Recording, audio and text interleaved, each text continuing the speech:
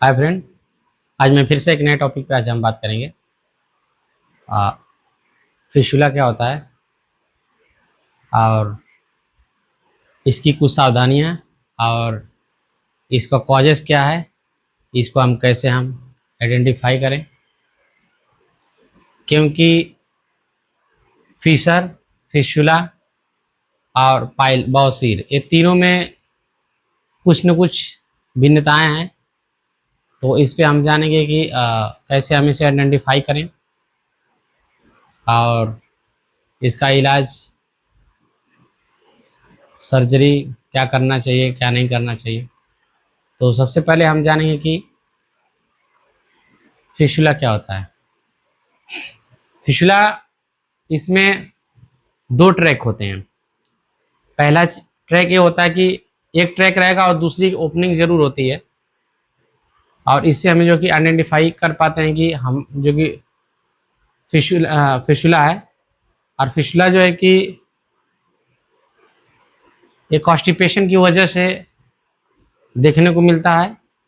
और आपका अगर डाइजेशन ठीक नहीं है, लैटिंग करने में काफ़ी ज़्यादा जोर लगाना, प्रेशर लगाना पड़ रहा है, लैटिंग होती नहीं है, 2-2 दिन पे लैटिंग नहीं हो रही है और फिर 3 दिन पे लैटिंग हो रही है, तो इसमें क्या होता है कि जब भी आप प्रेशर लगाते हैं तो इसमें जो अंदर एक ग्लैंड होती है, और ग्लैंड में बार बार प्रेशर लगाने की वजह से कुछ उसमें इन्फेक्शन होते हैं, और इन्फेक्शन की वजह से वहाँ पे एक ट्रैक बनने लगता है धीरे धीरे। और एक ट्रैक जो होता है, ट्रैक जो है कि इसका दो ओपनिंग होती है, और कभी काल के क्या होता है कि टेढ़े मेढ़े अंदर कई इसका जो रूट बन जाता है। जैसे एक रूट नहीं रहेगा, कभी काल के 3-3 4-4 रूट इसमें बन जाते हैं। तो इससे काफ़ी जो है कि दिक्कत होती है। अब जानेंगे कि अगर आपको फिशुला हो गया तो इसमें क्या करना चाहिए क्या नहीं करना चाहिए। तो फिशुला जो है कि अगर हो जाता है तो इसमें जो है कि इसका साइन सिम्टम देखेंगे। सबसे पहले तो एक छोटी सी फोड़ी बन जाती है, ऐसे लगेगा कि मस्सा टाइप बना हुआ है, छोटा सा एकदम फोड़ा रहेगा, और उसको 10 दिन 15 दिन के बाद और फिर 1 हफ्ते के बाद वो से ऑटोमेटिक फूट जाता है। और जैसे फूट जाएगा आपको लगेगा कि बहुत ज़्यादा रिलीफ हो गया है। और उसमें जहाँ छोटी सी जो फुंसी बनी थी वही एक ट्रैक की शुरुआत होती है।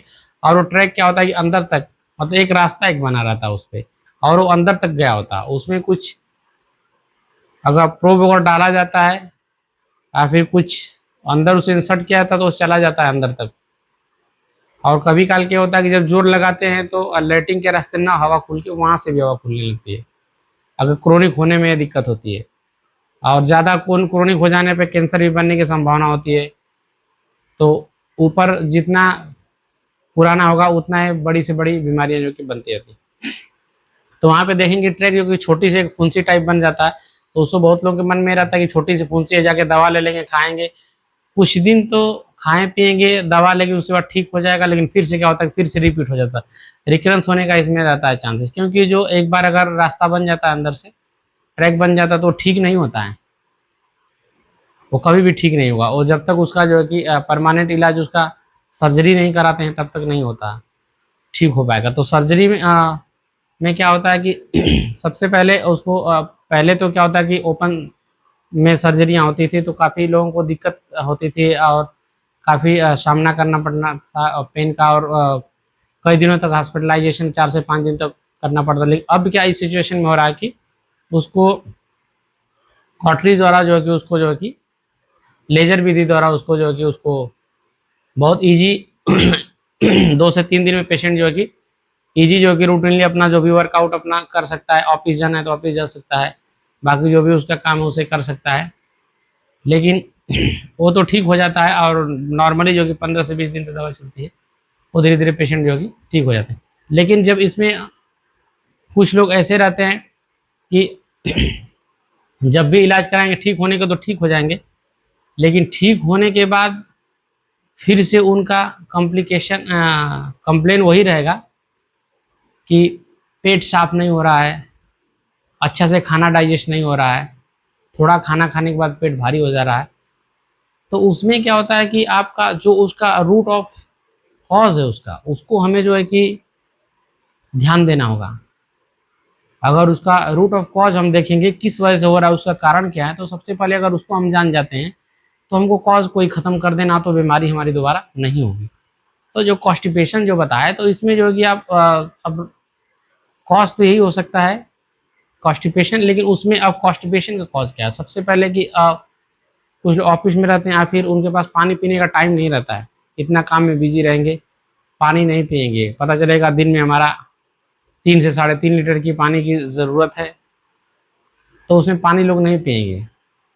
क्योंकि पानी क्या होता है कि पानी अगर अच्छे पीछे तो आपको कॉन्स्टिपेशन जो है कि ख़त्म हो जाएगा। दूसरी चीज़ कि जो लोग बहुत ज़्यादा बाहर का ऑयली और ज़्यादातर तली भुनी चीज़, ऑयली चीज़, ये सब चीज़ें यूज करते हैं, तो उसमें जो कि आपका जो है कि कॉन्स्टिपेशन होता है। तो बाहर की चीज़ें जो कि तेल मसाला भुनी चीज़ें, ये सब रोड आइटम पूरा आपको जो है कि बंद कर देना चाहिए। और वहाँ पे जो है कि आपका जो तली भुनी वाली चीज़ें वो सब एकदम नहीं लेना ही नहीं चाहिए। और उसमें बता देते हैं क्या खाना है क्या नहीं खाना है। तो इसमें खाने को आप लेके, तो सबसे पहले सलाद जो होता है, टमाटर हो गया, गाजर हो गया, मूली हो गया, ये सब चीज़ें आपको जो कि बढ़िया से सेवन करना है और पानी खूब पीना है। ये दोनों चीज़ों पे हमें ध्यान देना है। चाय वगैरह भी नहीं पीना है, कोल्ड, इसमें देख कोल्ड ड्रिंक वगैरह भी लोग पीते हैं, ये सब भी चीज़ें जो कि बहुत फ़ायदा नहीं है, क्योंकि ये दिन पर दिन जो है कि आपको नुकसान ही करेगी।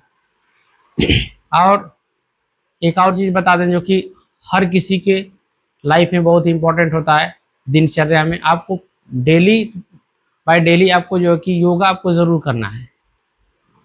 क्योंकि योगा करते हैं तो आपकी जो कि बॉडी हीट होती है, और हीट होने से जो कि पूरी शरीर में आपको ऑक्सीजन की सप्लाई होती है, और हर जगह ब्लड का जो कि सप्लाई अच्छे से होता है, तो आप बॉडी जो कि जितना हीट होगी न्यूट्रलाइजेशन होगी।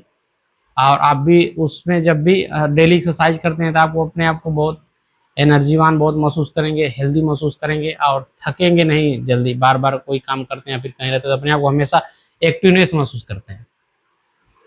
तो ये चीज़ों को आप अगर ध्यान देते हैं तो आप जो मैं बताया हूँ कि जो फिशुला है, इससे आप जो कि निजात पा सकते हैं।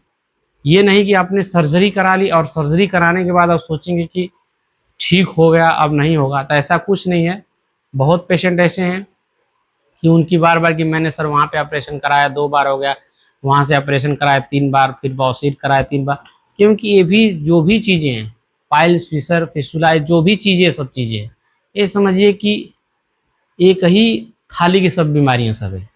अब इसको हम क्या करते हैं कि सारा चीज़ का रूट ऑफ कॉज क्या होता है इसका, जो कि कॉन्स्टिपेशन, अगर हम कॉन्स्टिपेशन को दूर करते हैं तो ये सब सारी बीमारी जो कि, ये नहीं कि मैंने पाइल्स का ऑपरेशन करा लिया, फिशर का ऑपरेशन करा लिया, फिस्टू का ऑपरेशन करा लिया, तो ऐसा नहीं है। उसको ऑपरेशन कराने के बाद आप जो कि खाने पीने में बहुत ही अच्छे से आप ध्यान दें, और क्या खाना क्या नहीं खाना है जैसे मैं बताया हूँ, ये इसको फॉलो करें। पैदल चलें कम से कम, अगर आप हेल्दी हैं तो आपको पैदल चलना भी बहुत ज़रूरी है।